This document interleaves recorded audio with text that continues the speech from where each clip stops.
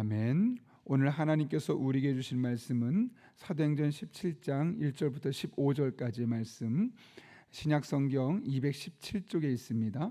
사도행전 17장 1절부터 15절까지의 말씀을 우리 천천히 한 목소리로 하나님 말씀을 봉독하겠습니다. 함께 읽습니다. 그들이 암볼리아와 아볼리아로 다녀가 데살로니가에 이르니 거기 유대인의 회당이 있는지라. 바울이 자기 관례대로 그들에게로 들어가서 새 안식일에 성경을 가지고 강론하며 뜻을 풀어 그리스도가 해를 받고 죽은 자 가운데서 다시 살아나야 할 것을 증언하고 이르되, 내가 너에게 전하는 이 예수가 곧 그리스도라 하니, 그 중에 어떤 사람 곧 경건한 헬라인의 큰 무리와 적지 않은 귀부인도 고난을 받고 바울과 실라를 따르나, 그러나 유대인들은 시기하여 저작의 어느 불량한 사람들을 데리고 떼를 지어 성을 소동하게 하여 야손의 집에 침입하여 그들의 백성에게 끌어내려고 찾았으나 발견하지 못하매 야손과 및 형제들을 끌고 읍장들 앞에 가서 소리질러 이르되, 천하를 어지럽게 하던 이 사람들이 여기도 이르매 야손이 그들을 맞아들였도다. 이 사람들이 다 가이사의 명을 거역하여 말하되 다른 임금 곧 예수라는 이가 있다 하더이다 하니, 무리와 읍장들이 이 말을 듣고 소동하여 야손과 그 나머지 사람들에게 보석금을 받고 놓아주니라. 밤에 형제들이 곧 바울과 실라를 베레아로 보내니 그들이 이르러 유대인의 회당이 들어가니라. 베레아에 있는 사람들은 데살로니가에 있는 사람들보다 더 너그러워서 간절한 마음으로 말씀을 받고 이것이 그러한가 하여 날마다 성경을 상고하므로 그 중에 믿는 사람이 많고 또 헬라의 귀부인과 남자가 적지 아니하나, 데살로니가에 있는 유대인들은 바울이 하나님의 말씀을 베레아에서도 전하는 줄 알고 거기도 가서 무리를 움직여 소동하게 하거늘 형제들이 곧 바울을 내보내어 바다까지 가게 하되 실라와 디모데는 아직 거기 머물더라. 바울을 인도하는 사람들이 그를 데리고 아덴까지 이르러 그에게서 실라와 디모데를 자기에게로 속히 오게 하라는 명령을 받고 떠나니라. 아멘.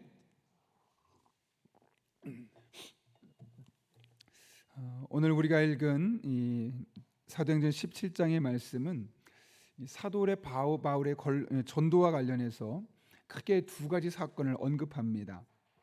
1절부터 9절까지는 이 데살로니가 지역에서 있었던 사건을 언급하고 있고, 또 8절부터 15절까지는 베레아라는 지역에 있었던 이 복음 전도 사건과 관련한 한 가지를 언급하고 있죠. 먼저 1절부터 9절까지의 말씀 보게 되면 데살로니가에서 지역에 있었던 사건인데요, 2절을 보게 되면 이렇게 이야기합니다. 바울이 자기의 관례대로 그들에게로 들어가서 새 안식일에 성경을 가지고 강론했다고 이야기합니다. 그러니까 바울이 유대인의 회당에 들어가서 새 안식일, 즉 약 3주 동안에 걸쳐서 그곳에서 하나님의 말씀을 전했다는 거죠. 그것도 단순한 것이 아니라 성경을 가지고 그들에게 이야기를 했습니다. 그 강론은 무엇이냐면 3절이 그 내용이 나오죠. 같이 한번 읽겠습니다. 시작. 뜻을 풀어 그리스도가 해를 받고 죽은 자 가운데서 다시 살아나야 할 것을 증언하고 이르되, 내가 너에게 전하는 이 예수가 곧 그리스도라 하니. 여기 보게 되면 사도 바울이 전했던 내용이 무엇인지를 이야기하고 있습니다. 그것은 무엇이냐면 예수님께서 이 땅에 오셔서 죽으셨다 부활하셨다는 사실, 그리고 우리가 죽였던 그 예수가 곧 그 그리스도다, 우리의 구원자요 메시아라는 사실을 전했다는 것을 그가 분명하게 설명하고 있는 내용을 보게 됩니다. 그런데 이에 대한 사람들의 반응이 어땠습니까? 오늘 본문 4절과 5절을 보면 크게 두 가지의 반응이 나왔음을 보게 됩니다. 4절 보면 이렇게 돼 있죠. 그 중에 어떤 사람 곧 경건한 헬라인의 큰 무리와 적지 않은 귀부인도 권함을 받고 바울과 실라를 따르나. 이 복음의 말씀을 받아들인 사람들이 소수가 있었다는 겁니다. 그러나 그 지역에 데살로니가 지역에 있는 대다수의 사람은 어떻게 반응했느냐?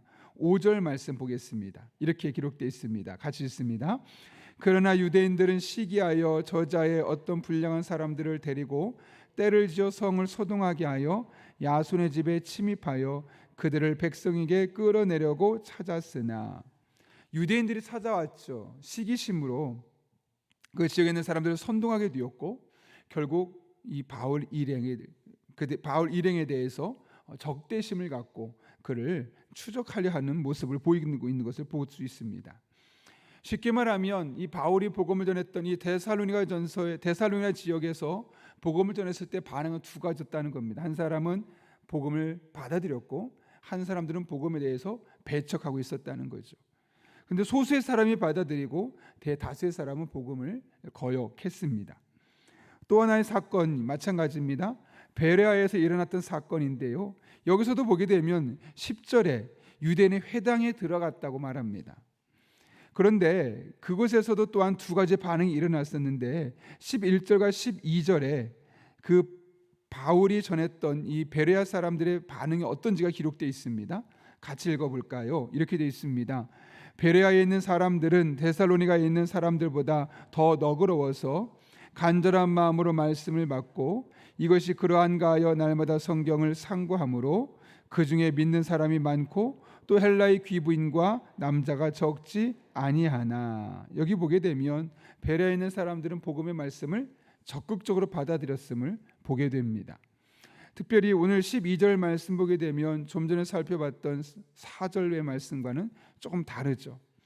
4절에 보게 되면 많은 사람이 아니라 적지 않은 이로 끝나지만, 여기는 많고라는 말을 통해서 베레아에서는 오히려 많은 사람이 복음을 받아들였음을 오늘 상대적으로 비교하고 있는 겁니다. 물론 그곳에서도 13절을 보게 되면 반대하는 유대인들이 있었습니다. 무리를 움직여서 소동하게 되었고, 결국 사도 바울이 14절 보면 베레아 지역에서도 떠나게 되었음을 보게 됩니다. 놀라운 것은 데살로니가 지역에서는 3주 동안 복음을 전했을 때 적지 않은 사람이 복음을 받아들였지만, 베레아 지역에서는 단 하루 혹은 한 주밖에 되지는 않았지만 그 기간 동안 많은 사람들이 복음을 받아들이게 하고, 오늘 본문은 우리에게 정면으로 반대되는 이야기를 전하고 있습니다. 오늘 이 사실을 통해 우리는 두 가지를 알 수 있게 되는데요, 짧게 정리하면, 첫 번째로는 복음이 전해지는 곳에는 반드시 그것을 받아들이는 소수와 거부하는 다수가 존재할 수 있다는 겁니다. 복음을 전하게 되면 많은 사람들이 복음을 다 받아들일 것처럼 느껴지지만 실상은 그렇지 않습니다. 오히려 많은 사람들이 복음을 거부하는 경우를 많이 보게 됩니다. 그런데 여러분, 우린 종종 그럴 때 어떤 생각하게 됩니까? 내가 말을 잘 못해서 그런가? 복음을 조리 있게 전하지 못해서 그런 거 아닌가? 어쩌면 나의 설명이 부족해서 때문 아닌가? 그렇게 이야기하고 생각할 때도 적지 않습니다. 그런데 메시지를 듣고도 복음을 받아들이는 사람도 있고, 그에 대해서 거부하는 사람도 있는 것처럼, 우리가 복음을 전할 때 복음을 받아들이지 않는 사람들이 내가 복음을 전하는 그 메시지를 잘 설명하지 못해서 거부하는 것은 아닐 수도 있습니다. 물론 우리가 복음을 전할 때 잘 준비하는 걸, 철저하게 준비해서 복음을 전한다면 너무너무 좋겠지만, 설사 그렇지 않다 할지라도, 우리가 잘 준비되었다 할지라도, 핵심을 명확하게 바울처럼 전달한다 할지라도 그것을 거부하는 사람은 반드시 있을 수 있다는 겁니다. 우리가 복음을 전할 때 모든 사람이 다 받아들여야 돼, 그런 마음으로 다가서게 되면 나도 모르게 복음을 받아들이지 않는 사람으로 말미암아 상처받게 되고 좌절하게 되고, 복음을 전하는 것에 대해서 오히려 낙심하고 그만두는 일을 하게 되는 것이죠. 오히려 오늘 본문을 보게 되면 거부하는 사람들의 증언을 보게 되면 너무 말도 안 됩니다. 오늘 6절을 보십시오. 그들이 거부할 때 뭐라고 말합니까? 복음을 전했던 바울을 일컬어 천하를 어지럽히는 자들이다 라고 고소합니다. 천하를 어지럽히는 자들이다, 이게 무슨 말일까요, 여러분? 사회 문제를 발생시킨다, 굳이 있어봤자 도움이 안 된다, 있어봤자 해가 된다, 이런 말을 들어서 복음을 전하는 사람들의 그 가치를 평가절하하고 있는 것을 보게 됩니다. 사회적으로 부정적인 이미지를 심어주면서 그게 기독교가 있어서 이 땅에 뭐가 좋느냐, 우리 사회를 시끄럽게 만들고 그런 일을 하는 거 아니냐, 이런 말들을 하면서 다양한 모습으로 복음을 받아들이지 않게 된다는 거죠. 여러분, 이런 상황 속에서 그렇다면 우리가 할 일은 무엇이겠습니까? 오늘 바울이 보여준 모델은 무엇입니까? 데살로니가 지역에서 복음을 전했을 때 거부했습니다. 물론 소수는 받아들였지만 대다수가 거부했을 때 바울은 그것 때문에 복음을 전한 일을 그냥 포기하지만은 않았습니다. 새로운 지역을 옮겨서라도 새로운 대상들에게 다시 복음을 전하고 있는 바울의 모습을 오늘 성경은 우리에게 말씀하고 있는 것이죠. 이쪽에서 복음을 전하다 어려우면 그냥 끝나고 복음 전하는 것을 포기해버리는 것이 아니라 새로운 곳에 가서 새로운 사람들에게 계속해서 복음을 전하고 있는 사도 바울의 모습을 오늘 우리에게 무엇을 말씀하겠습니까? 결과는 하나님께 맡기고 내게 주어진 사명은 복음의 씨앗을 뿌리는 것이라는 그 마음을 갖고 복음을 계속해서 전하고 있는 이 바울의 모습을 우리에게 샘플로 모델로 제시하고 있는 것이죠. 그래서 바울은 나중에 이렇게 이야기하지 않습니까? 디모데에게 자기의 이런 목회적인 경험과 전도에 대한 경험을 가지고 나서 나중에 디모데 후서 4장 2절에서 디모데에게 이렇게 권면합니다. 너는 복음을 전파하라. 때를 얻든지 못 얻든지 항상 힘쓰라. 복음을 전하는 건 예수님께서 이 땅에 오셨고 그분을 믿을 때 우리에게 참 구원이 있음을 전하는 이 복음은 예수 그리스도 그분이 우리에게 메시지가 되고 예수님께서 우리의 희망이 되고 구원자가 되신다는 이 복음의 말씀은 때를 얻든지 못 얻든지 항상 힘써야 될 것이라고 분명하게 제시하고 있는 겁니다. 그리고 본인이 그렇게 복음을 전했을 때 새로운 곳에서 새로운 사람을 만나서 그들에게 복음을 전했더니 또 다른 사람들이 복음을 전하게 됐을 때 그것을 받아들이는, 물론 그곳에서 복음을 받지 않은 사람들이 있었겠지만 그 안에서 복음을 받아들이는 놀란 사람들이 있었음을 그가 경험할 수 있었기 때문에 디모데에게 그렇게 권면할 수 있었던 겁니다. 너는 복음을 전파하라. 때를 얻든지 못 얻든지 항상 힘쓰라. 이것은 어쩌면 바울이 디모데에게 준 메시지이긴 하지만 또 한편으로는 오늘 이 시대를 살아가며 예수님만이 이 시대의 희망이고 예수님만이 우리의 삶의 메시아가 되고 예수님만이 우리의 모든 삶의 궁극적인 문제에서 해결할 수 있다는 사실을 믿는 우리가 전해야 될, 또 우리가 받아들여야 될 그럴 사명의 말씀이기도 합니다. 여러분, 복음을 전하는 것은 어느 특정한 누구에게만 주어진 사명이라기보다는 예수님께서 메시아라는 사실, 예수님께서 우리의 영혼을 구원하시고 그분을 믿는 자가 이 세상을 살아가며 참 소망과 천국의 기쁨을 누릴 수 있다는 사실을 아는 사람이라면 누구나 감당해야만 하는 귀한 영적인 사명입니다. 저에게도 여러분에게도 이것이 사명으로 받아들여지고 또 우리가 만나는 사람들에게 복음을 전할 때 그들의 마음의 문이 열려지는 놀라운 은혜가 있기를 예수님의 이름으로 축원합니다. 오늘 본문을 통해 깨닫게 되는 두 번째 사실은 복음을 받아들인 한 사람들에 대한 이야기를 살펴보려고 하는 겁니다. 그것은 오늘 본문에 기록된 베레아에 있는 사람들이었습니다. 여러분, 오늘 베레아에 있는 사람들은 복음을 많이 받아들였습니다. 데살로니가 지역에서는 적은 사람이 복음을 받아들이고 많은 사람이 거부했죠. 그러나 베레아에서는 오히려 많은 사람들이 많았다고 말합니다. 그리고 거부하는 사람도 적지 않게 있었다고 이야기하죠. 왜 이런 차이가 발생했을까요, 여러분? 바로 11절 때문에 그렇습니다. 우리 11절 말씀 다시 한번 읽겠습니다. 시작. 베레아에 있는 사람들은 데살로니가에 있는 사람보다 더 너그러워서 간절한 마음으로 말씀을 받고, 아멘. 여기 보게 되면 데살로니가에 있었던 사람과 베레아에 있던 사람의 차이점을 언급하고 있죠. 그것이 어디에 있었습니까? 더 너그러워서라고 말합니다. 더 너그러운 사람들이었다. 그렇기 때문에 그들이 보였던 행동은 두 가지입니다. 첫 번째로는 간절한 마음으로 말씀을 받았고, 또 이것이 그러한가 아닌가 말씀을 상고하는 그런 시간이 있었다는 것이죠. 그러니까 사실 우리는 여기서 간절하게 말씀을 받았다, 또 말씀을 날마다 그러한가 아닌가 점검해 봤다, 이것만 생각하지만 사실 그 앞에 있었던 마음이 더 너그럽다는 사실에 사실 집중해야 됩니다. 너그러웠기 때문에 간절하게 말씀 받았던 것이고 말씀을 상고했던 것이죠. 그렇다면 더 너그럽다는 것은 무엇을 의미하는 걸까요, 여러분? 그들의 마음이 원문을 보게 되면 더 고상했다. 또 마음의 그릇이 더 넓었다. 이렇게 표현되고 있습니다. 쉽게 말하면 우리는 그 뒤에 있는 간절한 마음으로 말씀을 받는 행동과 성경을 상고했다는 그 내용만 보고 있지만 사실 이 베레네 사람들은 그 마음 자체가 이 마음밭이 이미 다른 사람들이었음을 우리는 깨닫게 되는 겁니다. 여러분, 우리가 복음서를 보게 되면 네 가지 밭의 비유가 나오지 않습니까? 네 가지 밭의 비유에서 나올 때 어떤 차이점이 있었죠? 또 길가에 떨어진 밭이 있었고, 또 돌 위에 떨어진 밭이 있었고, 가시와 엉겅퀴가 난 밭이 있었고, 마지막에는 좋은 밭이 있었습니다. 그 열매, 그 결과가 다름이 무엇 때문이었냐면 그 마음 밭의 태도에 따라서 달랐다라고 성경은 분명히 우리에게 이야기를 하고 있죠.